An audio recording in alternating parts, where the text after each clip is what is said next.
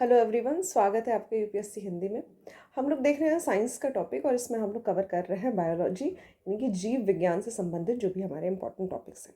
आज का जो हमारा टॉपिक है यह है टेक्सोनॉमी, जिसमें हम लोग वर्गीकरण के बारे में समझेंगे।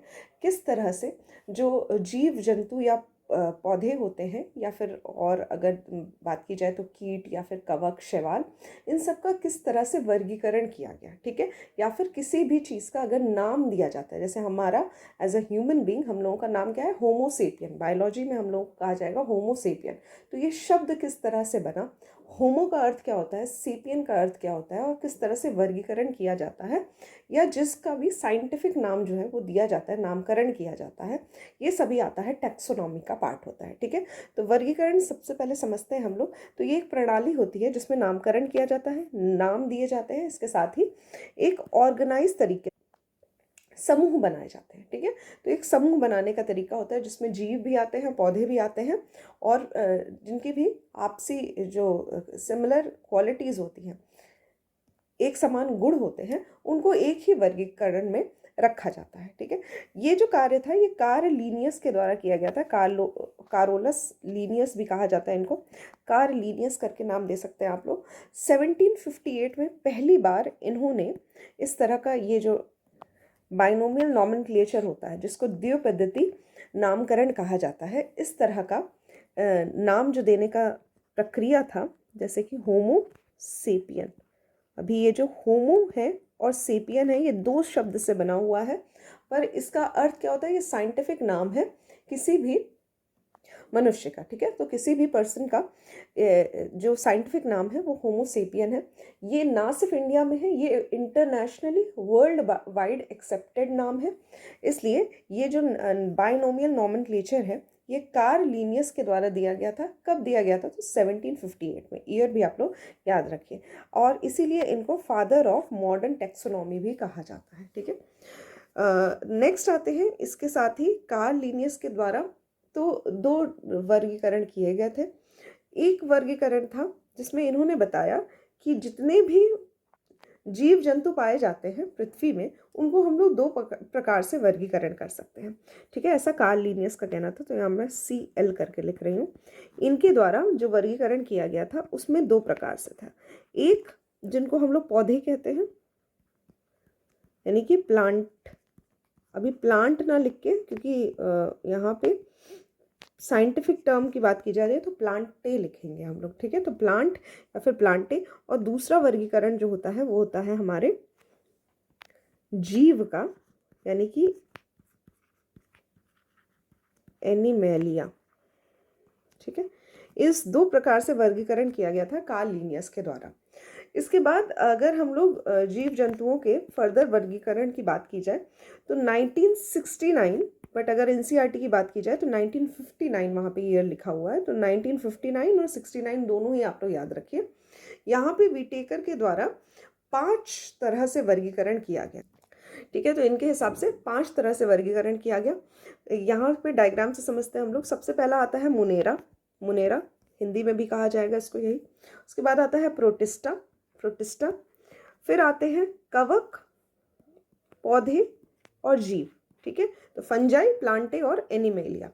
ये 5 तरह से वर्गीकरण किस प्रकार से किया गया, तो किस तरह का सेल होता है, कोशिका कैसी बनी हुई है, किस प्रकार की बनी हुई है, उसके साथ ही उसका केंद्रक किस प्रकार का है, केंद्रक का जो टाइप होता है उसके अकॉर्डिंग, और साथ ही पोषण किस तरह से न्यूट्रिशन मिलता है, उसका स्वपोषी है, होमोजीनियस है, या फिर परपोषी है, हेट्रोजीनियस है, ठीक है। इस प्रकार से 5 प्रकार का वर्गीकरण विटेकर के द्वारा किया गया था। 2 ईयर आपको याद रखना है, 1969, कई बुक्स में 1969 मिलता है, पर एनसीईआरटी में 1959 दिया गया है। इसके साथ ही आपको एक और नाम याद रखना चाहिए। एक अर्नेस्ट हैकल थे। इनके द्वारा 3 किंगडम में, मतलब 3 तरह से वर्गीकरण किया गया। प्लांट, पौधे, दूसरा एनिमल, जीव, और तीसरा आता है प्रोटिस्टा, ठीक है। तो प्रोटिस्टा हो जाएगा। यहाँ पे 3 प्रकार से वर्गीकरण किसके द्वारा किया गया? अर्नेस्ट हैकल के द्वारा। सबसे पहला नाम किसका आता है? सबसे पहला नाम विटेकर का आता है, जिसमें इन्होंने 2 प्रकार से वर्गीकरण किया, पौधे और जीव। उसके बाद आता है अर्नेस्ट हैकल, 3 प्रकार से, पौधे, जीव, प्रोटिस्टा। फिर आता है आपका विटेकर। विटेकर सबसे इम्पॉर्टेंट है क्योंकि इन्होंने 5 भागों में वर्गीकृत किया। 1969, 59 दोनों ईयर याद रख सकते हैं। नाम आपको याद रखना है मोनेरा का। उसके बाद आता है प्रोटिस्टा, मोनेरा, फिर आता है प्रोटिस्टा, फिर आता है फंजाई, कवक और पौधे और जीव, ठीक है, प्लांटे और एनिमेलिया। अब वन बाय वन हम लोग देखेंगे। सबसे पहले हम लोग मोनेरा की बात करते हैं। तो यहाँ पे जो पहला वर्गीकरण है वो है मोनेरा। मोनेरा में क्या आते हैं, तो इसमें सूक्ष्म जीव आते हैं, यानी कि माइक्रो ऑर्गेनिजम्स आते हैं, जो कि माना जाता है कि सबसे पहले पृथ्वी की सतह पर पाए गए थे। ठीक है, तो ये सबसे पहले पाए गए थे माइक्रो ऑर्गेनिज्म। इसके साथ ही इनमें जो कोशिका होती है वो अच्छे से डेवलप नहीं होती है, ठीक है, और इसको प्रोकैरियोट कहा जाता है। प्रोकैरियोट्स का अर्थ ये होता है कि ये जो आपके माइक्रो ऑर्गेनिज्म थे, सूक्ष्म जीव थे, ये एक ही सेल के बने हुए थे, और जो सेल जो था उसका पूरा विकास नहीं हुआ था। ठीक है, किस तरह से विकास नहीं हुआ था, तो इसमें जो आपका जो परमाणु झिल्ली होती है, यानी कि न्यूक्लियर मेम्ब्रेन होता है, ये बना नहीं था। ठीक है, मोनेरा में आते कौन कौन है, तो सबसे पहला आता है बैक्टीरिया। इसके साथ ही कुछ और भी प्रकार के साइनोबैक्टीरिया कह सकते हैं हम लोग, माइकोप्लाज्मा कह सकते हैं। ये सभी क्या होते हैं, मोनेरा जगत में शामिल होते हैं। अगर इनके पोषण की बात की जाए तो पोषण का कोई विशिष्ट तरीका नहीं होता है इनके पास। जो इनकी श्वसन क्रिया होती है वो भी दोनों प्रकार से हो सकती है। एरोबिक भी हो सकती है, ऑक्सीजन के साथ भी ले सकते हैं, और साथ ही बिना ऑक्सीजन के भी ये लोग श्वसन क्रिया कर सकते हैं। इनकी जो कोशिका होती है, जैसे मैंने आपको पहले ही बताया, ये पूर्णतः विकसित नहीं होती है। ठीक है, इसमें एंडोप्लाज्मिक रेक्टिकुलम जो होता है ये प्रेजेंट नहीं होता है। साथ ही माइटोकॉन्ड्रिया जैसे जो कोशिका अंग होते हैं ये सभी अनुपस्थित होते हैं। प्रजनन क्रिया की अगर बात की जाए तो रिप्रोडक्शन जो होता है वो इनका, ये स्पोर फॉर्मेशन जिसको हम लोग बीजाणु निर्माण कहते हैं, या फिर बाइनरी फिजन के द्वारा जिसको द्विविभाजन कहा जाता है, तो इसके द्वारा होता है। ठीक है, तो समझ सकते हैं हम लोग। मान लीजिए कि ये कोई बैक्टीरिया है, ठीक है, अभी ये क्या है कि जब इसको विभाजन करना है या प्रजनन करना है तो ये 2 भागों में डिवाइड हो जाएगा। ठीक है, तो ये एक भाग बन गया, ये दूसरा भाग बन गया। ठीक है, इस तरह से विभाजन हो सकता है, इसको हम लोग बाइनरी फिजन का नाम देते हैं। नेक्स्ट आता है माइकोप्लाज्मा। इंपॉर्टेंट है, इसको याद रखिएगा। माइकोप्लाज्मा जो होता है ये सबसे छोटी जीवित कोशिका मानी जाती है, स्मॉलेस्ट लिविंग सेल है, जिसमें जो कोशिका भित्ति होती है इसका अभाव होता है, पूर्ण अभाव होता है, ज़रा भी नहीं पाई जाती है। तो सेल वॉल जो होती है इसमें होती ही नहीं है। इसके साथ ही इनमें कुछ एंटीबायोटिक जो दवाएं होती हैं, पेंसिलिन इत्यादि जो एंटीबायोटिक दवाएं होती हैं, इनका कोई असर नहीं होता है, क्योंकि इनका असर कहाँ होता है, सेल वॉल में ज़्यादातर देखा गया है। इसलिए क्योंकि इनमें सेल वॉल ही नहीं होती है तो माइकोप्लाज्मा में इसका असर नहीं होता। और माइकोप्लाज्मा जो है इसकी वजह से निमोनिया जैसी बीमारियां जो होती है वो लोगों में पाई गई है। नेक्स्ट आता है साइनोबैक्टीरिया। साइनोबैक्टीरिया क्या होता है, तो इसको नीला हरा शैवाल नाम से, यानी कि ब्लू ग्रीन एल्गी के नाम से भी जाना जाता है। इसमें प्रकाश संश्लेषण की प्रक्रिया होती है, यानी कि फोटोसिंथेसिस की प्रक्रिया होती है, इसलिए ये अपना खाना स्वयं बना सकते हैं। अगर हम लोग साइनोबैक्टीरिया की बात करें तो इसका एग्जाम्पल आप लोग देख सकते हैं। एनाबीना जो होता है इसका एग्जाम्पल होता है साइनोबैक्टीरिया का, और ये as a bio fertilizer use किया जाता है। जब भी चावल की यानी कि धान की खेती होती है तो उसमें उर्वरक के रूप में, जैव उर्वरक के रूप में इस्तेमाल होता है एनाबीना, जो कि एक साइनोबैक्टीरिया है। नेक्स्ट आता है बैक्टीरिया। बैक्टीरिया जो होता है ये भी एक प्रकार का सूक्ष्म जीव है जो कि एक कोशिकीय होता है। अभी बैक्टीरिया जो होता है वो अगर हम लोग ह्यूमन बीइंग की बात करें तो ये फ़ायदेमंद भी है और कहीं कहीं नुकसानदायक भी है। ठीक है, फ़ायदेमंद इस तरह से होता है क्योंकि कुछ बैक्टीरिया जो होते हैं वो हमारे पेट में, हमारे जो डाइजेस्टिव सिस्टम होता है, पाचन तंत्र होता है, इसमें मदद करते हैं। जैसे कि दही खाई जाती है तो दही में क्या होते हैं, गुड बैक्टीरिया होते हैं जो कि हमारे पाचन तंत्र में मदद करते हैं। वहीं अगर कुछ बैक्टीरिया की बात की जाए जिनसे कुछ बीमारियां होती हैं जो कि काफ़ी घातक होती हैं, जैसे कि कॉलेरा, सिफिलिस, या फिर कुष्ठ रोग, लेप्रेसी, ट्यूबरक्लोसिस, टीबी की बीमारी, इस तरह की जो बीमारियां होती हैं ये बैक्टीरिया से ही होती हैं। फिर अगर बैक्टीरिया की बात की जाए तो ये भी दो प्रकार का होता है, या तो ये स्वपोषित हो सकता है जिसको हम लोग कहते हैं ऑटोट्रॉपिक, ठीक है, तो स्वपोषी हो सकता है, या फिर परपोषी हो सकता है, परपोषी, ठीक है। तो यदि प्रकाश संश्लेषण हो रहा है, फोटोसिंथेसिस की प्रक्रिया हो रही है, तो वो सभी बैक्टीरिया क्या कहलाएंगे, स्वपोषी कहलाएंगे। और यदि प्रकाश संश्लेषण की प्रक्रिया नहीं होती है और ये दूसरे पे अपने खाने के लिए किसी पे डिपेंडेंट होते हैं, तो उसको हम लोग परपोषी कहते हैं। नेक्स्ट आता है प्रोटिस्टा जगत, ठीक है, तो किंगडम प्रोटिस्टा नाम से जाना जाता है। यहाँ पे आपको याद रखना है कि ये भी एक कोशिकीय होते हैं पर यूकैरियोट होते हैं। यूकैरियोट का अर्थ ये होता है कि इनका जो सेल होता है, इनका जो कोशिका होती है, वो उसका विकास ज़्यादा हो चुका होता है, ठीक है। तो यहाँ पे अगर हम लोग प्रोकैरियोट की बात करते हैं और यूकैरियोट की बात करते हैं, तो यहाँ पे सेल का किस तरह से डेवलपमेंट हुआ है, जिसका विकास हुआ है, उस पर ये डिपेंड करता है कि वो प्रोकैरियोट है कि यूकैरियोट है, ठीक है। एक कोशिकीय होता है। इसके साथ ही प्रोटिस्टा में अलगी आते हैं, शैवाल आते हैं, ठीक है, एल्गी, शैवाल, या फिर प्रोटोजोआ आते हैं, ठीक है। कुछ और नाम यहाँ पे दिया हुआ है, यूग्लिनॉक्स दिया हुआ है, स्लाइम मोल्ड दिया हुआ है, इतना नाम आपको याद नहीं रखना है। एल्गी आते हैं, प्रोटोजोआ आते हैं जैसे कि अमीबा आते हैं, पैरामीशियम आता है, सीलियोफोरा आता है। इस तरह के नाम जो है ये आपको पता होने चाहिए।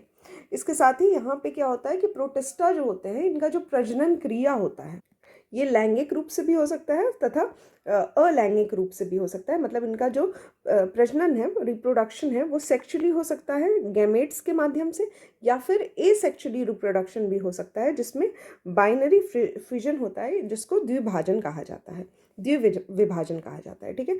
तो इस तरह से भी इसका हो सकता है रिप्रोडक्शन, ठीक है। ये दोनों ही प्रोसेस जो है वो आपको याद होने चाहिए।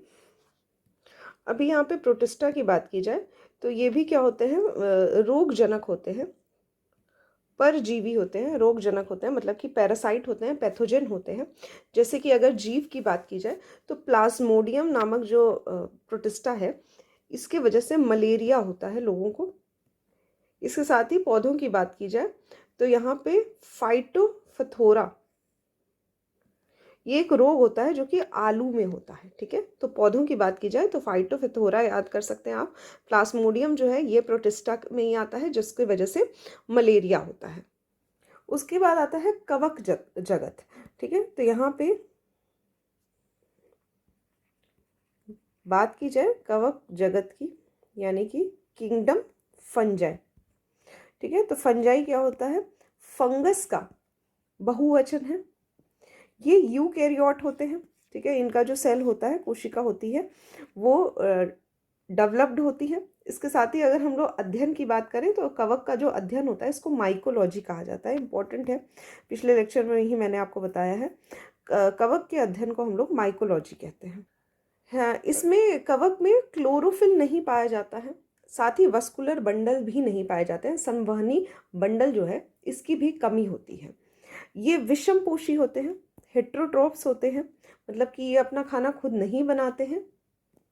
इनका कार्य ये होता है कि ये जो अपना खाना है, ये मॉलिक्यूल्स को, कुछ तरह के मॉलिक्यूल्स को घुलाकर, यानी कि एब्जॉर्ब करके या फिर उसका अवशोषण करके भोजन प्राप्त करते हैं, ठीक है। तो वातावरण में ये कुछ पाचन एंजाइम्स छोड़ते हैं, जिसकी वजह से ये अपना जो खाने की प्रक्रिया है उसको पूरा करते हैं। अगर हम इनके प्रजनन की बात करते हैं तो इसमें सेक्सुअली, मतलब लैंगिक और अलैंगिक, एसेक्सुअली, दोनों ही रिप्रोडक्शन पॉसिबल होता है फंजाई के साथ, ठीक है। एग्जाम्पल के तौर पे याद कर सकते हैं आप लोग, इसमें आता है यीस्ट, मोल्ड और मशरूम। ये सभी किसके एग्जाम्पल है, फंजाई के एग्जाम्पल है, ठीक है। ईस्ट आप लोगों ने देखा होगा, जो खमीर उठता है तो उसमें ईस्ट नामक जो कवक है वो डेवलप हो जाता है, ठीक है। तो ईस्ट जो होता है ये एक प्रकार का फंजाई है, फंजाई, ठीक है। अगर इसके प्रजनन की बात की जाए तो ईस्ट जो है ये असिमेट्रिकल डिवीजन प्रोसेस करता है, मतलब ये एक अलैंगिक प्रक्रिया होती है जिसको माइटोसिस कहा जाता है, माइटोसिस कहा जाता है, जिसमें विभाजन होता है, ठीक है। तो असममित विभाजन, असिमेट्रिकल डिवीजन होता है, जिसको हम लोग बडिंग की प्रक्रिया कहते हैं। जैसे अगर ये कोई ईस्ट है, ठीक है, तो इसका कुछ भाग इसमें यहाँ पे कुछ इस तरह से बढ़ने लगता है, फिर कुछ इस तरह से बढ़ने लगता है। इस तरह से यहाँ पे ये पूरा पूरा बढ़ के पूरा एरिया जो है वो कवर कर सकता है। ईस्ट का एग्जांपल आप लोग देख सकते हैं। यदि ब्रेड काफ़ी पुराना हो जाता है, ब्रेड जो पुराना हो जाता है, तो उसमें एक लेयर जो होती है वो एक यीस्ट की लेयर जो होती है वो फॉर्म होने लगती है, ठीक है, या फिर उसको फफूद भी कह सकते हैं, या फिर मोल्ड भी कहा जा सकता है। पर यीस्ट जो होता है वो खमीर उठता है, इस तरह से याद कर सकते हैं आप लोग। नेक्स्ट आता है मोल्ड या फिर फफूद जो होता है, ये मल्टी सेलुलर होता है, ठीक है। तो इसमें एक से ज़्यादा कोशिका पाई जाती है। ये जो होता है फफूद जो होता है, ये खाद्य पदार्थ को खराब कर देता है, ठीक है। एग्जाम्पल के तौर पे मैंने आपको ऑलरेडी बता दिया, खाद्य पदार्थ के ऊपर जो होता है सफ़ेद सफ़ेद परत जो होती है वो जमा हो जाती है, जिसको हम लोग फफूद कहते हैं। इसके बाद आता है मशरूम। मशरूम जो होता है ये फंजाई में कवक का ही उदाहरण है। नेक्स्ट आता है प्रोटिस्टा में ही आता है माइकोरीजा। माइकोराइजा, तो ये कवक और पौधे के बीच में एक सहजीवी संबंध है, ठीक है। तो एक सिम्बियोटिक रिलेशन होता है फंगस और प्लांट के बीच में, इसको माइकोरीजा कहा जाता है। इसके बाद आता है लाइकन, जो कि एक मिश्रित जीव है, जिसमें शैवाल या फिर साइनोबैक्टीरिया कहा जा सकता है। तो शैवाल और साथ में जो कवक होते हैं, इनकी जो स्पीशीज होती है, इनकी प्रजातियों के बीच की एक स्पीशी कहा जाता है लाइकन को। तो इसमें एल्गी और फंगस या फंजाई दोनों का ही एक कॉम्बिनेशन पाया जाता है लाइकन में। कई बार ये प्रश्न पूछा गया, तो इसको याद रखिएगा, एल्गी या फिर साइनोबैक्टीरिया को मिला दिया जाए यदि फंजाई के साथ, तो बनता है लाइकन। इसके बाद आता है हमारा दूसरा किंगडम, जिसमें हम लोग पढ़े पौधे जगत के बारे में, ठीक है। तो यहाँ पे प्लांट्स किंगडम है। ये जो प्लांट्स होते हैं ये मल्टी सेलुलर होते हैं, कई सारी कोशिकाओं से बने होते हैं। इसके साथ ही यूकैरियोटिक होते हैं, मतलब इनका जो सेल होता है, इनकी जो कोशिका होती है वो पूर्णतः विकसित होती है। इसके साथ ही इनमें क्लोरोप्लास्ट प्रेजेंट होता है, मतलब ये अपना खाना जो है स्वयं बना सकते हैं प्रकाश संश्लेषण के द्वारा, फोटोसिंथेसिस के द्वारा। इनको कई भागों में विभाजित किया जाता है, जिसमें सबसे पहले आता है एल्गी यानी कि शैवाल। दूसरा आता है ब्रायोफाइटा, ठीक है, हिंदी में भी इसको ब्रायोफाइटा ही कहा जाएगा। इसके बाद आएगा टेरिडोफाइटा, इंग्लिश में इस तरह से लिखा जाता है। फिर आता है जिम्नोस्पर्म और एंजियोस्पर्म, ठीक है। तो ये सभी क्या है, ये पौधों में ही अन्य वर्गीकरण किए गए हैं, इसके अंदर वर्गीकरण किए गए हैं, जिनका नाम जो है ये 5 तरह से विभाजित है, ठीक है। ये 5 तरह से वर्गीकरण किया गया है पौधे जगत का। नेक्स्ट आता है एक प्लांट होता है जिसको हम लोग पिचर प्लांट कहते हैं, ठीक है। पिचर प्लांट या पिचर पौधे, ठीक, नेपेंथिस कहा जाता है। इसका दूसरा नाम है, अन्य नाम जो है वो है नेपेंथिस। यह एक पौधा होता है जो अपना भोजन स्वयं संश्लेषित करने में सक्षम है। यह पौधा जो होता है ये कीट भक्षी होता है, ठीक है। ये इंसेक्टिवोरस प्लांट होता है। ये ऐसी मिट्टी में होते हैं जहाँ पे नाइट्रोजन की कमी होती है, और नाइट्रोजन की कमी को पूरा करने के लिए ये क्या करते हैं, पिक्चर प्लांट क्या करते हैं कि कीड़ों को, जो आसपास में कीड़े होते हैं, उनको ये समाहित कर लेते हैं अपने अंदर, और इस तरह से नाइट्रोजन की कमी जो होती है ये पूरी हो जाती है।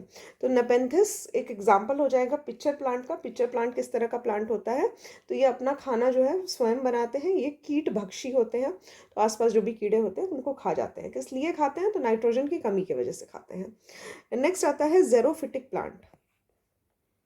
ये पौधे की ऐसी प्रजाति होती है, पहले तो हिंदी में भी देख लीजिए, इसको यही कहा जाएगा।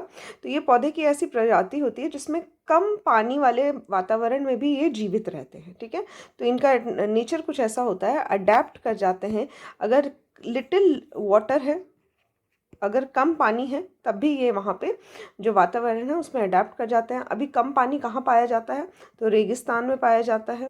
या फिर जो बर्फ़ से ढके हुए रीजन होते हैं, क्षेत्र होते हैं, वहाँ पे पाया जाता है, कम पानी पाया जाता है। ठीक है, तो यहाँ पे क्या हो जाएगा, ज़ेरोफिटिक प्लांट्स जो हैं वो पाए जाएंगे। कौन से होते हैं ज़ेरोफिटिक प्लांट्स? तो इसमें कैक्टस का उदाहरण हो जाएगा, फिर इसके साथ ही कैलोट्रोपिस होता है, एलोवेरा होता है, अनानास होता है, और कुछ और जिम्नोस्पर्म प्लांट जो हैं वो पाए जाते हैं। अभी ये क्या होते हैं, ये जिम्नोस्पर्म, टेरिडोफाइटा, ब्रायोफाइटा, इनके बारे में अभी हम लोग डिटेल में पढ़ेंगे।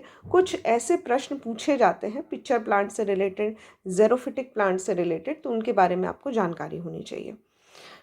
अभी ज़ेरोफिटिक प्लांट्स जो होते हैं वो किस तरह से कम पानी में भी रह सकते हैं, इसके लिए हम लोग देख सकते हैं कि जो इनका लेयर होता है, जो वो सबसे बाहरी सरफेस होती है, एपिडर्मल परत जिसको कहते हैं, इसके साथ ही जो स्टोमेटा होता है, रंध्र होता है, इसको ये कुछ इस हिसाब से ये सभी प्लांट जो है इस हिसाब से इसको बैलेंस करते हैं, कम खोलते हैं, छिद्र जो होते हैं वो कम खुलते हैं, जिसकी वजह से जो वाष्पोत्सर्जन होता है, पानी जो भाप बनता है उसमें कमी आती है। और इनकी जड़ों की प्रणाली भी कुछ इस प्रकार से होती है कि कम पानी में भी ये लोग सस्टेन कर जाते हैं, मतलब ये जो ज़ेरोफिटिक प्लांट्स होते हैं। नेक्स्ट होता है हाइड्रोफाइट्स। ये कुछ ऐसे पौधे होते हैं जो कि पानी में उगते हैं, तो जितने भी जलीय पौधे होते हैं उनको हाइड्रोफाइट्स कहा जाता है। ये पानी में डूबे रहते हैं या फिर पानी की सतह पर पाए जाते हैं। ठीक है, इनको कहा जाता है हाइड्रोफाइट्स। इसके बाद आता है हेलोफाइट्स, जिसको हम लोग लवण सहिष्णु पौधे कहा जाता है। ये उच्च लवणता वाले जल और मिट्टी में उगते हैं, मतलब जहाँ पे सैलिनिटी जो होती है वो बहुत ज़्यादा होती है, और ये ऐसे पौधे होते हैं जो कि सॉल्ट टॉलरेंट होते हैं। ठीक है, तो ये जो लवण होते हैं ये सहिष्णु पौधे होते हैं, इनको हेलोफाइट्स का नाम दिया जाता है। जिसके उदाहरण के तौर पे आप लोग याद रख सकते हैं, मैंग्रोव्स होते हैं, इसके साथ ही खारे या फिर जो अर्ध रेगिस्तान वाले रीजन हैं, क्षेत्र हैं, वहाँ पे पाए जाते हैं, या फिर दलदल में पाए जाते हैं, समुद्री तट पर भी ऐसे पौधे जो हैं ये पाए जाते हैं। फिर आता है एपीफाइट्स। एपीफाइट्स के बारे में हम लोग देखेंगे। एपीफाइट्स ये ऐसे पौधे होते हैं जो कि दूसरे पौधे की सतह पर उगते हैं। इसके साथ ही ये अपना जो पोषण का तत्व होता है ये हवा से, बारिश से, पानी से या फिर आसपास के वातावरण से जमा करते हैं। ठीक है, तो इनको कहा जाता है एपीफाइट्स। इसको नॉर्मल अगर शब्दों में कहा जाए तो जितने भी बेल वाले पौधे होते हैं जो एक पेड़ के ऊपर अपना पूरा बेल जैसा बना लेते हैं, उनको एपीफाइट्स की कैटेगरी में रखा जाता है। चलिए यहाँ पे फिर से समझते हैं। पादप जगत का जो वर्गीकरण होता है वो हमने मेनली 3 प्रकार का देखा, जिसमें आता है आपका थैलोफाइटा, ब्रायोफाइटा, और उसके बाद ट्रेकियोफाइटा में आते हैं टेरिडोफाइटा, जिम्नोस्पर्म और एंजियोस्पर्म। ठीक है, ये जिसमें थैलोफाइटा जो होता है ये विभेद रहित पादप शरीर होता है। ठीक है, अभी डिटेल में हम लोग पढ़ेंगे इसमें क्या होता है कि ये डिफरेंट जो बॉडी स्ट्रक्चर होते हैं उसमें डिवाइड नहीं होता है। इसके बाद आता है ब्रायोफाइटा, जिसमें विशिष्ट संवहन उतक रहित होता है, मतलब जिसमें वास्कुलर बंडल्स जो होते हैं ये पाया नहीं जाता है, और इसको उभयचर यानी कि एम्फीबियन कहा जाता है पादप जगत का। उसके बाद ट्रैकियोफाइटा आता है, जिसमें संवहन उतक होते हैं यानी कि वास्कुलर बंडल्स पाए जाते हैं। 3 प्रकार से होते हैं। टेरिडोफाइटा, जिसमें बीज नहीं पाया जाता है, टेरिडोफाइटा में बीज नहीं पाया जाता है। जिम्नोस्पर्म में अनावृत बीजी होता है ये। ठीक है, और एंजियोस्पर्म जो होता है वो आवृत बीजी होता है। और एंजियोस्पर्म 2 प्रकार का होता है, जिसमें एक बीज पाया जाता है और जिसमें 2 बीज पाए जाते हैं, तो द्विबीज या फिर एक बीज, ये एंजियोस्पर्म यानी कि आवृत बीजी में आता है। ठीक है, थैलोफाइटा के बारे में देखें तो शरीर, जड़, तना, पत्तियां, इनमें कोई विभाजन नहीं होता है। ठीक है, जो जड़ होता है, तना, पत्तियां, ये सभी एक ही में मिली होती है। ये थैलोफाइटा का एक विशिष्ट गुण होता है। ठीक है, थैलस जैसा इनका शरीर होता है, तो कुछ इस प्रकार का थैलस जैसा बना हुआ है, और ये ज़्यादातर जो मुख्यतः जो जलीय पादप होते हैं, एक्वेटिक प्लांट्स होते हैं, वही थैलोफाइटा की कैटेगरी में आते हैं, जिसमें से इम्पॉर्टेंट है एल्गी या फिर शैवाल।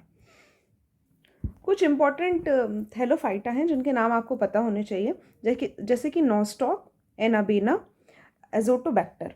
ये क्या करते हैं, ये नाइट्रोजन स्थिरीकरण का कार्य करते हैं, नाइट्रोजन फिक्सेशन का कार्य करते हैं, और ये सभी ब्लू ग्रीन अलगी के कैटेगरी में आते हैं।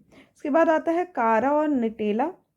कारा और निटेला जो है ये मलेरिया के उन्मूलन में कारगर हैं। उसके बाद आता है ब्रायोफाइटा। ब्रायोफाइटा में गैर संवहनी होता है, मतलब वास्कुलर बंडल्स जो हैं वो नहीं पाए जाते हैं। वास्कुलर बंडल्स का अर्थ ये है कि जो जाइलम और फ्लोएम होता है ये नहीं पाया जाता है इसमें। बीज रहित होते हैं। इसके साथ ही वनस्पति जगत का उभयचर समूह कहा जाता है इनको, मतलब ये एम्फीबियन किस्म के होते हैं। पानी में भी पाए जा सकते हैं और स्थल पर भी पाए जा सकते हैं। थैलस नुमा इनका स्ट्रक्चर होता है ब्रायोफाइटा का। डाउसोनिया जो है ये ब्रायोफाइटा का सबसे बड़ा पौधा जो है ये माना जाता है, और सबसे छोटा पौधा जो है वो जूप्सिस है। अपरदन रोकने में सहायक जो पौधे होते हैं वो ये मॉस होते हैं, और ये एक तरह का ब्रायोफाइटा होते हैं, और एंटीसेप्टिक में भी काम आते हैं। तो इस तरह का आपने देखा होगा काई जैसा स्ट्रक्चर जिसको मॉसेस कहा जाता है, ये अपरदन में रोकने का कार्य करते हैं। ठीक है, नेक्स्ट आता है ट्रैकियोफाइटा, जिसमें टेरिडोफाइटा आता है। टेरिडोफाइटा, फिर अनावृत बीजी और आवृत बीजी। ठीक, टेरिडोफाइटा हम लोग देखते हैं तो ये बीज रहित होते हैं, संवहनी होते हैं, मतलब जाइलम फ्लोएम पाया जाता है। पुष्प नहीं पाया जाता है, बीज नहीं पाया जाता है। इम्पॉर्टेंट है, पुष्प नहीं पाया जाएगा, बीज नहीं पाया जाएगा, और बीजाणु द्वारा इनका प्रजनन होता है। जो इनका शरीर होता है वो जड़ और पत्तियों में विभाजित होता है। ठीक है, उदाहरण के लिए आप लोग देख सकते हैं इस तरह का ये जो फर्ज है ये टेरिडोफाइटा में आता है। ये सब क्या है, ये टेरिडोफाइटा का एग्जाम्पल है। इस तरह का आपने स्ट्रक्चर देखा होगा। इसके बाद आता है अनावृत बीजी, जिसको नग्न बीजी कहा जाता है। ठंडे स्थान में पाया जाता है, एग्जाम्पल के तौर पे साइकस आप लोग याद कर सकते हैं। इसके साथ ही इनको जीवित जीवाश्म की कैटेगरी में भी रखा जाता है। उसके बाद आता है आवृत बीजी, जिसमें फूल पाए जाते हैं। वो सभी पौधे जिसमें फूल पाए जाते हैं और विभिन्न भागों में विकसित होता है। जो पूरा एक प्लांट होता है ये पूर्णतः विकसित होता है, और जड़, तना, पत्तियां ये सभी पूर्णतः विभाजित होती हैं, और फूल भी आते हैं ऐसे पौधों में। नेक्स्ट है हमारा जंतु जगत का वर्गीकरण। ठीक है, तो यहाँ पे किंगडम एनिमेलिया की बात अब हम लोग करेंगे। किंगडम एनिमेलिया की बात की जाएगी, जिसमें पशु साम्राज्य के बारे में बात की जाती है। इनके कुछ प्रमुख विशिष्ट गुण होते हैं, जैसे कि यूकैरियोटिक होते हैं। ठीक है, तो इसमें पूर्णतः विकसित होता है। जो केंद्रक होता है वो कोशिका में पूर्णतः विकसित होता है, यूकैरियोट होता है। बहुकोशिकीय होते हैं, मल्टीसेलुलर होते हैं, और इनमें कोशिका भित्ति नहीं पाई जाती है, सेल वॉल नहीं पाई जाती है, और विषम पोषी होते हैं, मतलब कि हेट्रोजीनियस होते हैं। दूसरे पे मतलब स्वयं खाना नहीं बना सकते, दूसरा जो पोषण तत्व होते हैं उससे ये खाना जो है, खाद्य पदार्थ जो है वो लेते हैं। ठीक है, तो ये सभी जो है ये किंगडम एनिमेलिया के विशिष्ट गुण हैं। अब इसको फर्दर वर्गीकृत किया गया है जो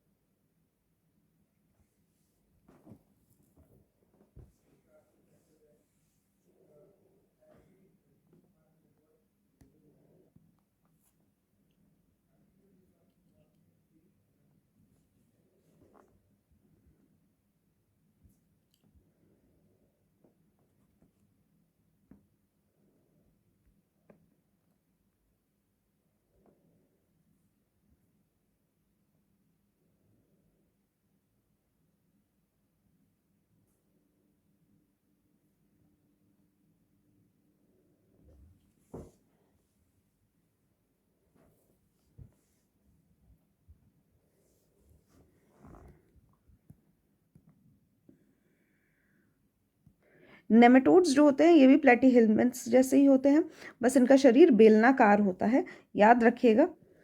इसमें अधिकांश प्रजातियां जो हैं वो रोग पैदा करने वाले परजीवी कृमि पाए जाते हैं।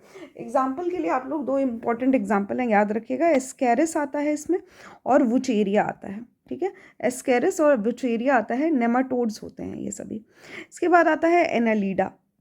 एनालीडा एनीलिडा का इंग्लिश में स्पेलिंग देख सकते हैं आप लोग। इसमें क्या होता है कि ये विभिन्न वातावरण में पाए जाते हैं, भूमि पे भी पाए जाते हैं, ताजे पानी में भी पाए जाते हैं, महासागर में भी पाए जाते हैं, ठीक है।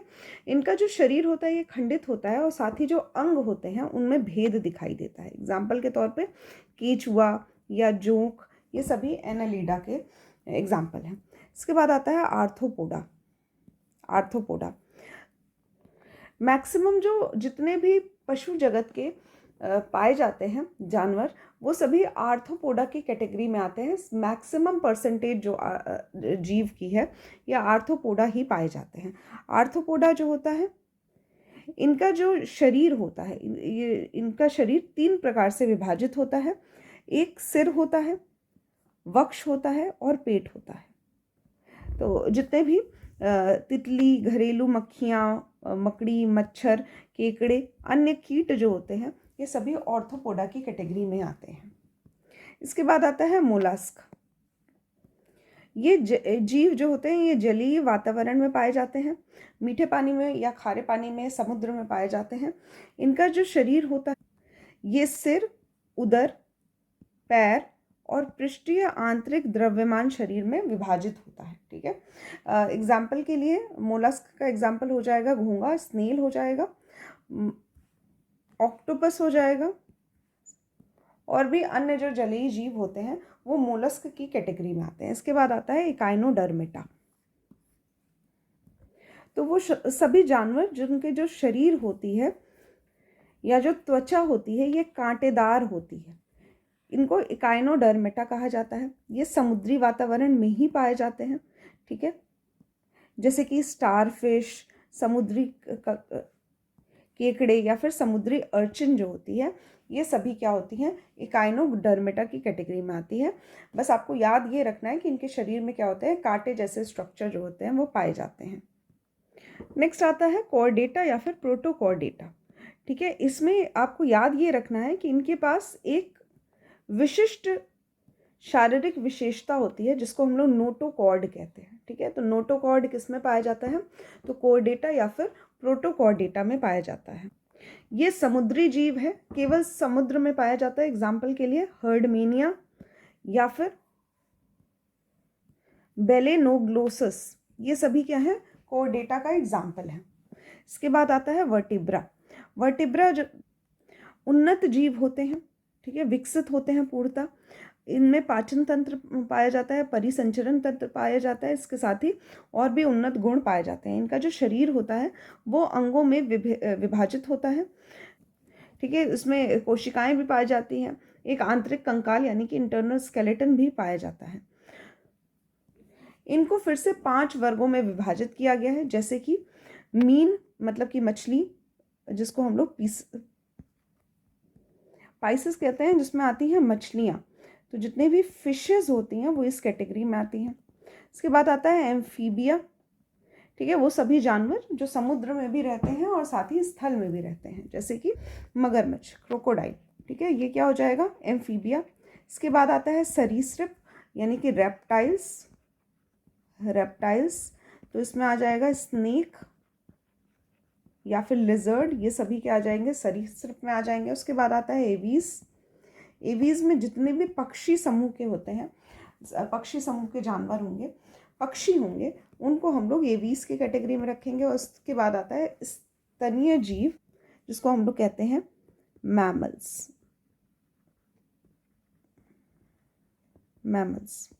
तो ये सब क्या है, ये सब वर्टिब्रेटा जो संघ है इसका 5 विभाजन है, और यहाँ पे एंड होता है हम लोगों का किंगडम एनिमेलिया, ठीक है। आज के लेक्चर में बस इतना ही। कल के लेक्चर में हम लोग स्टार्ट करेंगे कोशिका से, तो कोशिका के बारे में हम लोग देखेंगे।